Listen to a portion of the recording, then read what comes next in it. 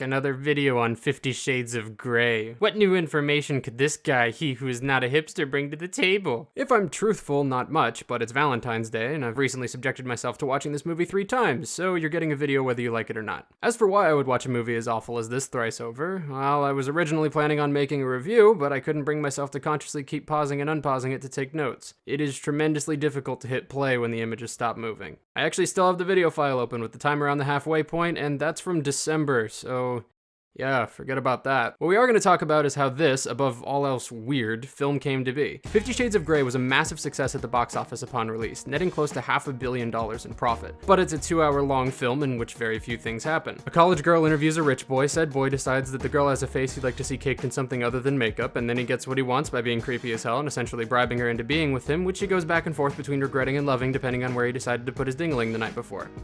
Happy Romance Day, folks! As I said, I've seen this movie 3 times, and on each viewing, I get more and more confused as to how a story like this could become popular, let alone popular enough to get a multi-million-dollar movie made out of it. So I did some digging and found some stuff that apparently a fair amount of people already know, but I mean, I didn't know until recently, so, you know, fuck. 50 Shades of Grey originates from E.L. James' fan fiction. I'm sorry, I need a minute. An X-rated fan fiction of Twilight, with the protagonists, Bella and Edward, being very slightly reworked. This fanfiction was called Master of the Universe, which caused me some very serious confusion as a fan of the 1980s band Pulp. Digging around, it's actually kind of difficult to find this original fanfiction, as James, then known as Snow Queen's Ice Dragon, moved her story from fanfiction.net to her own personal website before deleting it entirely in preparation for publication of the 50 Shades trilogy.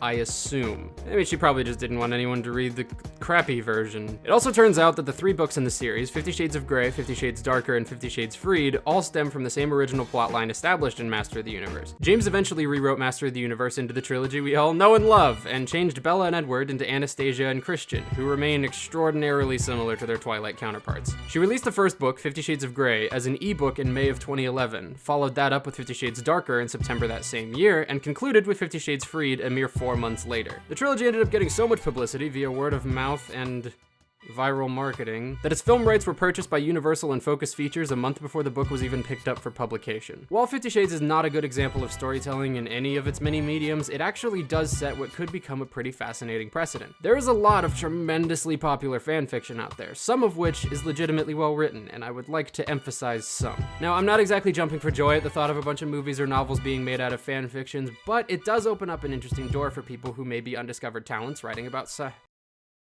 Oh.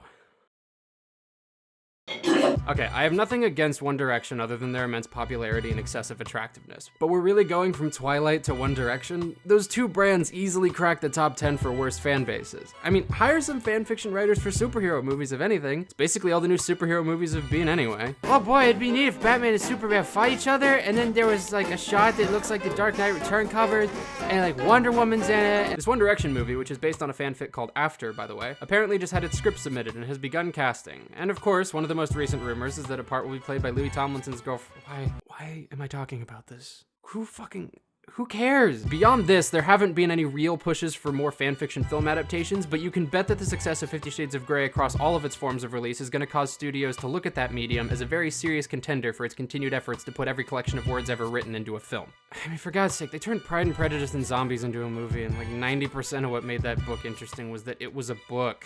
Ugh. Okay, I changed my mind. I hope this idea burns out quick.